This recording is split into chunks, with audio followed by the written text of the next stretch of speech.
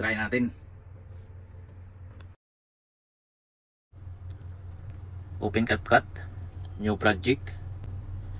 Add natin yung video na ginawa natin. Play lang natin mga lods. First skip natin. Tatalon tayo. Ito yung paliliparin natin mamaya. Second clip, bumagsak na tayo dito. Ito yung landing effect. Galingan nyo na lang, kayo na bahala umarte mga lods. Sa mga baguhan, sabay-sabay tayo mag-practice. Tambay tayo dito. Marami tayong matututunan. So ngayon mga lods, umpisa na tayo. Ngayon hanap muna tayo ng background. Touch natin yung screen, split. Long press yung naka-highlights, drag natin sa unahan. May background na tayo. Sa kaliwa naman, wala tayong background dito. Ito na lang, touch natin yung screen. Hanapin natin yung freeze. Ito. Touch natin yung screen sa harap. Drag natin dito. Sa kaliwa, ay sa kanan. Ayan, may background na tayo. So ngayon mga lods, gagawin natin, hanap tayo ng very nice. Ito, lumipad na siya. Touch natin yung screen, freeze natin. Nasaan yung freeze? Yan. Tapos ibaba natin mga lods, hanapin natin ang overlay. At habang naka-highlight siya, i-remove video na natin. Auto removal, pag green na, check na yan, goods na yan. Touch natin sa screen sa taas at i-delete natin. Ito mga lods, paiksiyan lang natin 0.5. Yan, 0.5 dito. Touch natin sa taas 1 second. Yan, 1 second lang mga lods. Dito tapusin natin to. Maglagay tayo ng keyframe dito. Ito yung pinakasikreto, yung pula na keyframe. Tapos dito, pantay natin sa dulo, palitin natin. Yan, yun. So ganyan lang lods. Play natin. Yun, lumipad na siya. So ngayon dito lods, i-touch muna natin yung screen. Adjust natin 1 second. So ngayon nagawa tayo ng gagawin nating picture. I-press natin to. Touch natin yung screen loads. At ibaba muna natin overlay. At i-touch natin.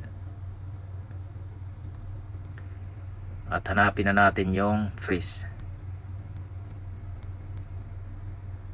Ayan loads. Tapos ito sa unahan, i-touch natin, delete na natin, di na natin kailangan loads. Di na natin kailangan, delete.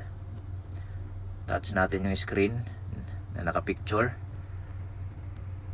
Remove BG, background. Auto removal. Pag green na, check na yan. Goods na yan. Okay. At i-drag natin dito sa kaliwa. Yan. So gawin nating 0.5 seconds. Second. Yan, 0.5 lang mga lods. Yan. So dapat pantay siya.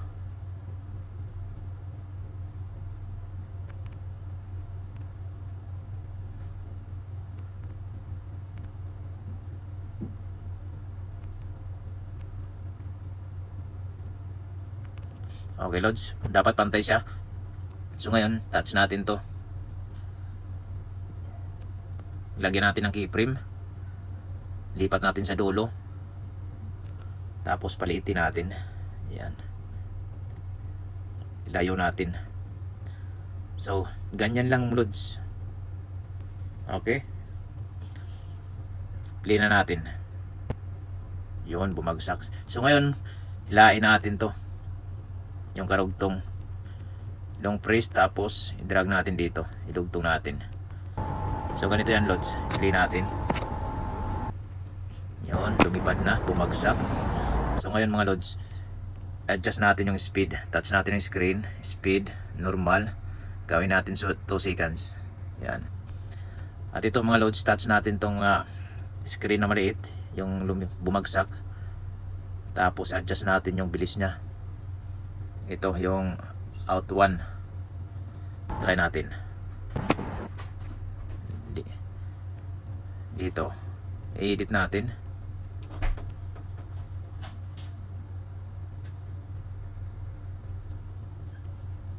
Okay na to mga lods. Try natin mga lods. Yun. Di pa tayo tapos mga lods. Export muna natin. Maglalagdag tayo ng ng sounds effect. Done. Tapos ngayon i-add lang natin ulit. Yan.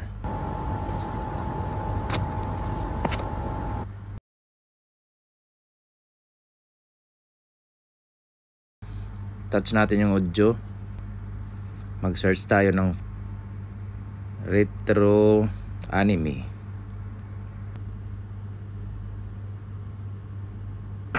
Ito yung pangatlo, yung pipiliin natin. I-add natin.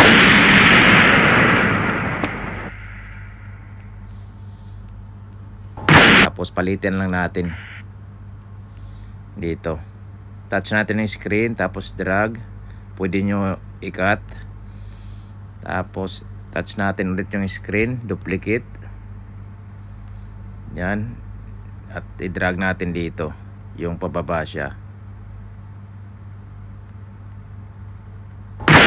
Okay. Tapos ngayon mag-a-add tayo ng ng effect. Yung dinownload natin galing YouTube.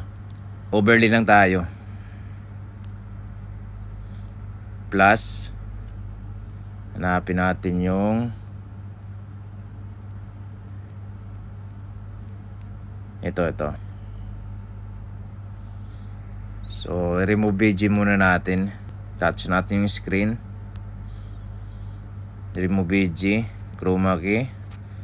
At igalaw natin to, yung circle na to. Tapos tapat natin sa green. Intensity 100, shadow 100. Check. Yan. Tapos tapat natin dito. Yan.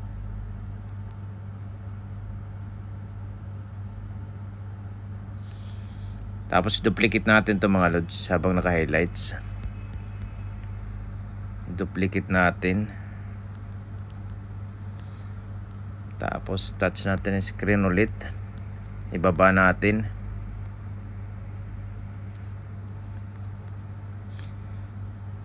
Touch natin ulit yung screen. Long press, tapos ibaba natin. Dapat pantay.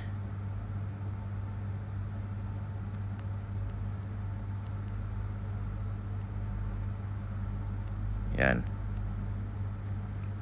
So ngayon yung isa loads, palalakihan natin.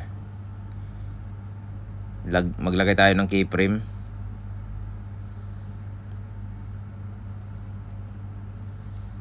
Yan.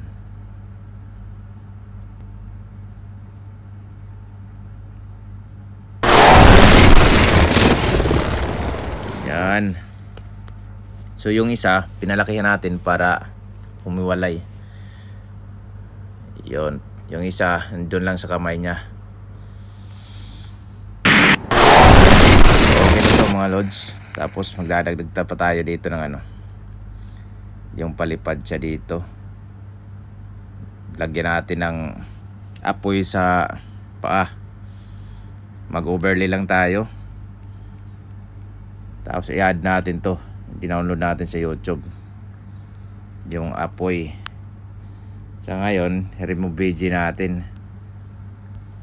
Remove BG, chroma key. Yan. Intensity 100, shadow. Yan. So ngayon paglalaruan natin mga lods. Yan. So ilalagay natin dito. Goods na yan.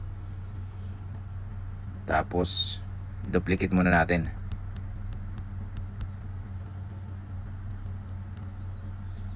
Touch natin yung screen.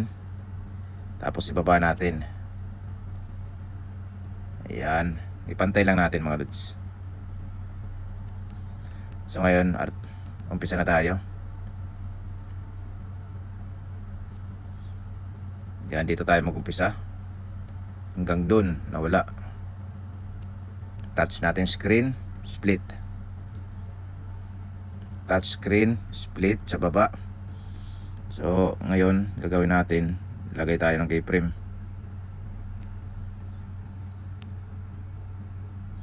Yung isa dito, touch natin, lagyan natin ng keyframe hanggang doon. Wala na, palilitin natin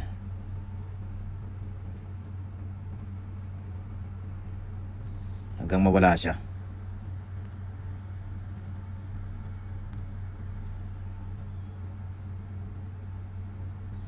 Move natin. Yan, nawala.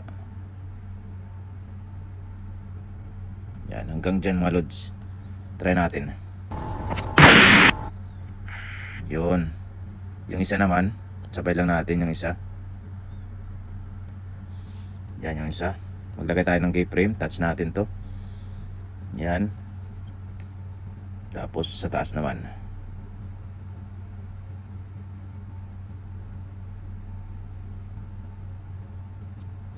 Yan mga lods, palitin lang natin. Tsaka yan. Okay. Yun. Ito may natira pang apoy. Huwag natin i-delete. Yung isa lang yung muna yung i-delete natin. Touch natin yung screen, delete. Tapos ngayon, hanap tayo ng ano, yung papalabas siya. Ayun. Touch natin tong screen. Palitin lang natin. Ayun na bahala. Kung hindi, cut nyo. Tapos palitin natin. Yan. Kung baka sasakay siya sa apoy. Maglagay tayo ng keyframe. Tapos pabagsak natin. Tapos ibaba natin mga lods.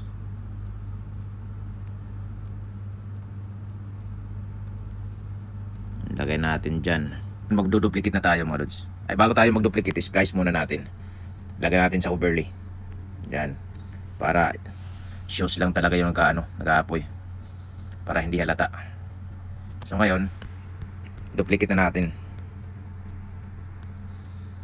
Long press tayo. Ibaba natin. Dapat pantay. Yan, pantay na. So i-touch natin yung nasa baba. Ilipat natin dito sa kabila. Para dalawa siya. Yan. So ganyan mga lods. O, di ba? Tapos dito sa dulo, mawawala na yung apoy. Touch natin yung screen. Paliitin natin. Yun. Wala na siya sa dulo. Parehas lang dito sa kabila.